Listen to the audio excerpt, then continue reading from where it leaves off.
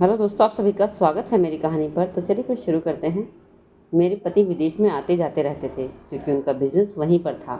मैं उम्र में कम थी और अपने जज्बातों पर काबू पाना बड़ा मुश्किल होता था। एक दिन मेरी देवरानी अपने मायके चली गई और देवर की जिम्मेदारी मुझ पर छोड़कर गई। मैं घर पर अकेली थी और मेरे देवर भी मेरे साथ ही थे। देवर को देखकर मेरा मन मचलने लगा। इसी वजह से मैंने आज खूबसूरत नाइटी पहनी और देवर के कमरे में चली गई। देवर मेरे जज्बातों को अच्छी तरह समझ पा रहा था। कहने लगा, आज तो सही मौका है कुछ करने का। यह कहकर उसके मुंह पर एक हवस वाली मुस्कुराहट आई और फिर हम दोनों ने पूरी रात जोश के साथ। मेरी उम्र 21 साल है लगभग। मैं देखने में बहुत कम उम्र लगती थी। 2 साल पहले ही मेरी शादी ध्रुव से हुई थी। मेरे पति का काम विदेश में था, इसलिए उनका जाना जाना आना हमेशा विदेश में लगा रहता था। मैं उनके लिए तरसती थी। मेरी उम्र की लड़कियां अपने पति के साथ खूब मज़े किया करती थी, जिन्हें देखकर मेरा मन भी करता था कि मैं भी अपने पति के साथ घूमूं और फिरूं। शादी के 5 महीने बाद ही मेरे पति मुझे छोड़कर विदेश चले गए। मैंने कई बार अपने पति से फ़ोन पर बात करते हुए कहा कि वह मुझे भी अपने पास बुला लो, लेकिन वह मेरी बात मानने को मंजूर ही नहीं थे। विदेश में मेरे पति बहुत ही अच्छी कंपनी में नौकरी करते थे। उनकी सैलरी भी अच्छी थी, लेकिन अपने पति के बगैर यहाँ भारत में रहना मेरा दुश्वार हो रहा था। मेरे ससुराल में मेरा देवर और मेरी देवरानी रहती थी। मेरे देवर की शादी मुझसे पहले हुई थी। उन दोनों की लव मैरिज की शादी थी। मेरे सास ससुर बहुत पहले ही भगवान को प्यारे हो गए थे और मेरी एक ननंद भी थी जिसकी शादी हो चुकी थी और वह भी 2 साल में ही मिलने जुलने आया करती थी। इसलिए मैं अपने ससुराल में अकेली पड़ गई थी, क्योंकि शाम को जब भी देवर घर आता तो दोनों पति पत्नी अपने कमरे में चले जाते। वह दोनों अपनी शादीशुदा ज़िंदगी के मज़े ले रहे थे। मैं उन दोनों का प्यार देखकर तरसती थी। मैं भी चाहती थी कि मेरा पति भी मेरे पास हो। मैं उम्र के उस चौराहे पर थी जहाँ पर अक्सर लड़कियाँ अपने होशो हवास में नहीं रहती हैं और अपने जज्बातों पर काबू नहीं पाती हैं। जब मैं अपने देवर देवरानी को देखती तो मेरा मन उदास हो जाता। मैं अपने पति के आगे बहुत जिद करती थी कि वह मुझे भी अपने साथ विदेश ले जाए, लेकिन वह हमेशा कहते कि अभी हालात ठीक नहीं हैं। यह सब सुनकर मैं मायूस सी हो जाती थी। सारा दिन घर के कामकाज में लगी रहती, लेकिन शाम को जब दोनों पति पत्नी को देखती तो मेरा जी मचलने लगता। जब मैं उनके कमरे के बाहर जाकर खड़ी होती तो उन दोनों के कमरे से आहट सुनती तो मैं समझ जाती कि वह लोग खूब मज़े ले रहे हैं। उन दोनों को देखकर मुझे अपनी किस्मत बहुत ही बेकार लगती थी, क्योंकि ज़िंदगी की तो असली मज़े करने के लिए बनी है और वह दोनों ही ले रहे थे। मेरी शादी में मेरे मामा ने करवाई थी। मैं बहुत ही मिडिल क्लास फैमिली से संबंध रखती थी। मामा ने जब मुझसे कहा कि लड़का विदेश में जॉब करता है तो मेरे घर वालों ने तुरंत मेरी शादी तय कर दी। शादी को लेकर मेरे दिल में भी बहुत अरमान थे, क्योंकि मेरी बहुत सारी सहेलियों की शादी भी हुई थी। जब भी वह मुझे अपनी सुहागरात के बारे में बताती थी तो सुनकर मेरा भी दिल करता था कि मेरी भी शादी हो जाए। मैं सोचती थी कि जब मेरी शादी होगी तो मैं भी अपने कई अरमान पूरे करूंगी। मेरी उम्र सिर्फ 20 साल की थी। घर वालों ने लड़के की अच्छी इनकम देखकर तुरंत मेरी शादी तय कर दी थी। मैंने सोचा था कि मैं भी अपने पति के साथ विदेश जाकर रहूंगी। वहां जाकर हम दोनों खूब मज़े करेंगे, लेकिन मुझे नहीं पता था कि मेरी किस्मत ने कुछ और ही मोड़ ले लिया। शादी करके जब मैं अपने ससुराल आई तो सुहागरात की रात मेरे पति ने कमर तोड़ मुझ पर प्यार लुटाया। उन्होंने मुझे प्यार करने में कोई कसर नहीं छोड़ी। अब मैं अपनी ज़िंदगी के उस पड़ाव पर थी जहाँ मुझे लग रहा था कि मैंने सब कुछ पा लिया है। मैं सोचती थी कि विदेश जाऊंगी, छोटे छोटे कपड़े पहनकर अपने पति को अपनी तरफ आकर्षित करूंगी। मैं सिर्फ 20 साल की थी, लेकिन मेरे अंदर जो जज्बात थे वह बहुत ज़्यादा थे। मेरा शरीर थोड़ा पतला था, जिससे अंदाज़ा नहीं लगाया जा सकता कि मेरी उम्र 20 साल है, लेकिन मेरे अंदर सहने की ताकत बहुत ज़्यादा थी। पति ने रात भर खूब मुझ पर प्यार लुटाया, लेकिन जब सुबह हुई तो उन्होंने मुझे एक खबर सुनाई कि वह अकेले ही विदेश जा रहे हैं। उन्होंने मुझसे कहा कि मैं बहुत जल्दी ही तुम्हें वापस बुला लूँगा। उनके जाने के वक्त मैंने रोना धोना शुरू कर दिया कि काश वह मुझे भी अपने साथ ले जाएं, लेकिन उन पर कोई असर ही नहीं हुआ और वह कहते रहे कि अभी तुम्हें थोड़ा घर का ध्यान रखना पड़ेगा। कुछ समय बाद मैं तुम्हें विदेश ले चलूँगा। धीरे धीरे यूं ही टाइम गुजरता गया और मैं घर के काम काज में बिजी हो गई। अक्सर रात के समय देवर देवरानी के चिल्लाने की आवाज़ें मैं सुनती थी। यह सुनकर मेरा भी दिल बहुत होता था कि काश मेरा भी पति मेरे पास होता, मैं भी अपनी ज़िंदगी के मज़े ले पाती। कुछ दिनों के लिए मेरी देवरानी को अपने मायके जाना पड़ा क्योंकि उसकी माँ की तबीयत बहुत ज़्यादा ख़राब थी। लेकिन उस दिन मेरा देवर किसी काम के सिलसिले से बाहर गया था।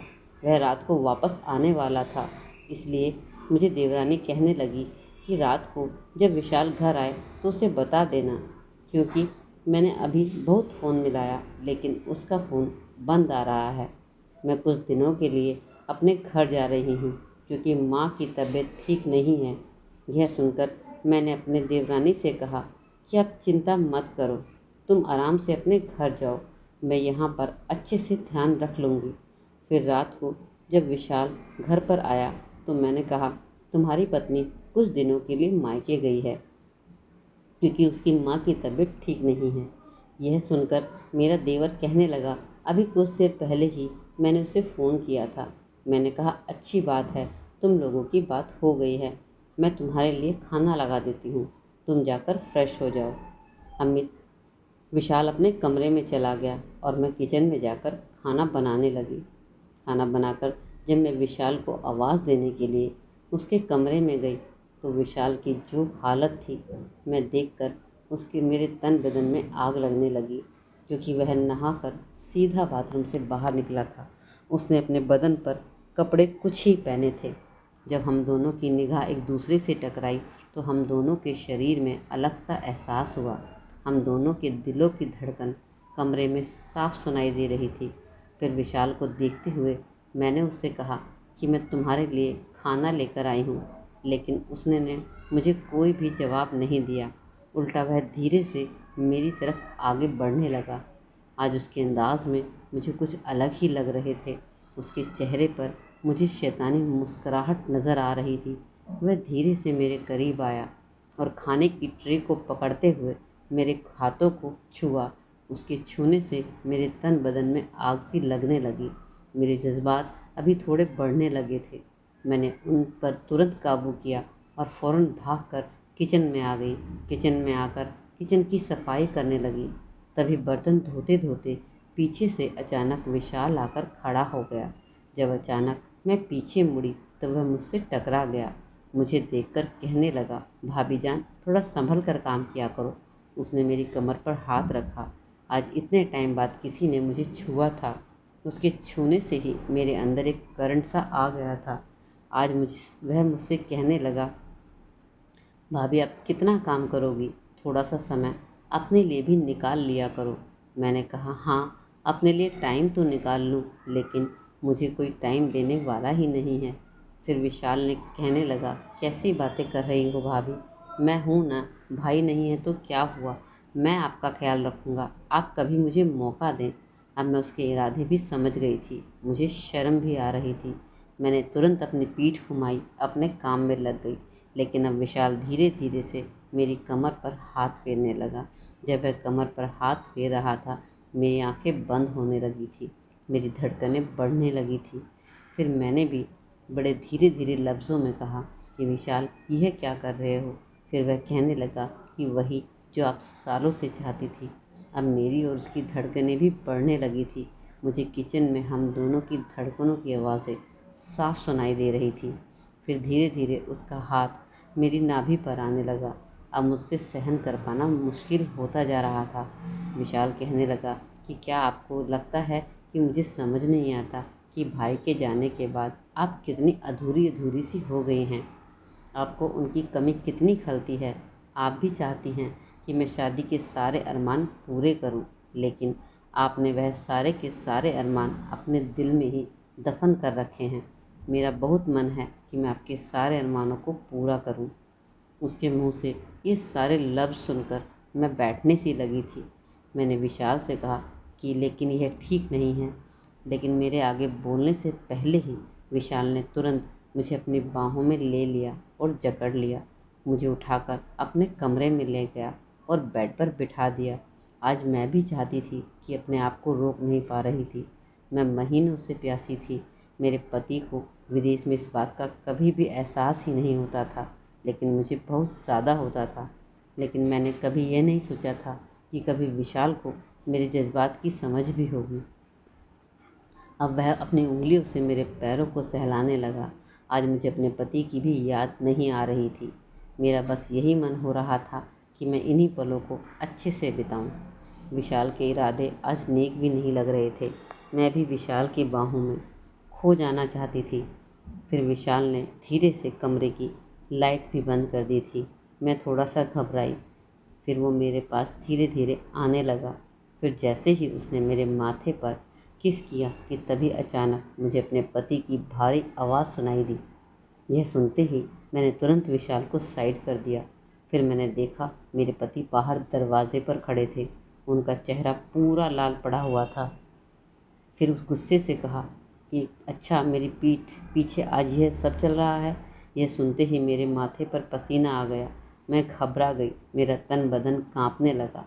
इससे पहले कि मैं कुछ बोल पाती तभी अचानक विशाल कहने लगा, भाभी मुझे उकसा रही थी क्योंकि भाभी का बहुत मन होता है और आप मुझसे बहुत दूर रहते हैं। विशाल के मुंह से सारे लफ्ज़ सुनकर मैं अचानक हैरान हो गई, क्योंकि इस सब के पीछे हम दोनों का ही हाथ था। लेकिन जैसे ही विशाल उसके आगे कुछ कहने वाला था, तभी अचानक मेरे पति गुस्से से कमरे में आए और उन्होंने विशाल को एक ज़ोरदार थप्पड़ मार डाला और कहने लगे, मैं दरवाजे पर खड़ा तुम दोनों की सारी हरकतें देख रहा था। तुम मेरे सगे भाई हो और तुम मेरे साथ धोखा कैसे कर सकते हो। मैं तो तुम पर अपनी जान छिड़कता था, पर तुम मेरी ही पीठ पीछे यह सब कर रहे हो। अगर तुम्हारी बीवी को इस बारे में पता चल गया तो सोचो कितना बुरा होगा। यह सुनकर विशाल खड़ा हो गया था, अपने भाई से माफ़ी मांग रहा था। मैंने ध्रुव से सवाल किया कि तुम अचानक यहाँ कैसे आ गए, तो वह मुझसे कहने लगा कि तुम बार बार अक्सर फ़ोन पर कहती रहती थी और बहुत रोती थी कि मुझे तुम अपने साथ बुला लो। और कहीं ना कहीं मुझे भी यही एहसास होने लगा था कि मैं तुम्हें हिंदुस्तान में अकेले छोड़कर आ गया हूँ और तुम मेरे बिना अकेले रहती होगी। यही सब सोचते हुए मैंने एक प्लान बनाया था कि सोचा तुम्हें यहाँ आकर मैं एक बहुत बड़ा सरप्राइज़ दूंगा। इसलिए मैंने तुम्हें यहाँ आने की खबर तक नहीं दी थी। लेकिन मैंने बिल्कुल भी यह नहीं सोचा था कि यहाँ आकर मुझे इससे भी बड़ा सरप्राइज़ मिलने वाला है। यहाँ आकर मैंने सबसे पहले अपने भाई को फ़ोन किया था, लेकिन फिर मैंने उसकी पत्नी को फ़ोन किया तो उसने मुझे बताया कि वह अपने मायके आई हुई है, कि उसकी माँ की तबीयत ठीक नहीं है। मैंने सोचा था जब तुम सोने के लिए कमरे में जाओगी तो मैं चुपके से तुम्हारे पीछे से आकर तुम्हें सरप्राइज़ दूंगा। लेकिन मुझे क्या पता था कि मुझे पहले ही तुमसे बहुत बड़ा सरप्राइज़ मिल जाएगा। तुमने मुझे धोखा दिया है। जब मैंने विशाल को किचन में जाते देखा था तो मुझे तुम दोनों की हरकतें थोड़ी ख़राब लगी थी, लेकिन मुझे तब भी विश्वास था कि तुम दोनों दोस्ती की डोरी को कभी नहीं तोड़ोगे। लेकिन शायद यह सबसे बड़ी गलती थी मेरी। मैं घर पर छुप कर बैठा हुआ था, तुम दोनों पर नज़र भी रख रहा था। मेरे पास घर की पुरानी चाबी भी पड़ी हुई थी, उसी से मैं अंदर घर कमरे में आया था। लेकिन अब मेरी ज़िंदगी बर्बाद हो चुकी है, क्योंकि तुम दोनों ने मिलकर मुझे धोखा दिया है। यह सब कहते कहते ध्रुव की आंखों में आंसू आने लगे। ध्रुव की आंखों में आंसू देखकर मेरी भी आंखों में आंसू गिरने लगे थे। मैंने हाथ जोड़कर अपने पति से माफ़ी मांगी और कहा कि मैं बह गई थी, आप मुझे प्लीज़ माफ़ कर दीजिए, क्योंकि कितने सालों से आप मेरे साथ नहीं रह रहे थे। मेरे भी कई अरमान थे शादी को लेकर, लेकिन शादी के बाद आप मुझे ऐसे ही छोड़कर चले गए। मेरी गलती है कि मैं अपने जज्बातों पर काबू ना पा सकी। जो सज़ा आप मुझे देना चाहते हैं मुझे दे सकते हैं, लेकिन कृपा आप मुझे छोड़कर मत जाओ। मैंने तुरंत अपने पति के पैर पकड़ लिए और मैं खूब ज़ोरों से रोने लगी और माफ़िया मांगने लगी। मेरे पति को मुझसे बेपनाह प्यार था। उन्हें भी लगा कि कहीं ना कहीं उनकी भी थोड़ी सी गलती है, इसलिए उन्होंने मुझे माफ़ कर दिया। लेकिन मेरे पति ने मेरे देवर को बिल्कुल भी माफ़ नहीं किया। मेरे पति ने कहा कि मैं नहीं चाहता कि तुम्हारी शादीशुदा ज़िंदगी ख़राब हो, इसलिए मैंने तुम्हारी पत्नी को इस बारे में कुछ भी नहीं बताया है। लेकिन मैं तुम्हारे साथ अब और इस घर में नहीं रह सकता। तुम्हें अब इस घर से जाना होगा। मैं तुम्हारे साथ अब एक पल भी नहीं रह सकता। और उसी समय फिर मेरा देवर घर छोड़कर घर से चला गया और मेरे पति ने मुझे प्यार से अपनी बाहों में भर लिया। हम एक दूसरे की परवाह करनी चाहिए। पति पत्नी का रिश्ता बहुत ज़्यादा नाजुक होता है, खासकर शादी के शुरू के दिनों में। एक दूसरे को समझते हैं, उसे वक्त देना चाहिए, नहीं तो मन भटकने में देर नहीं लगती।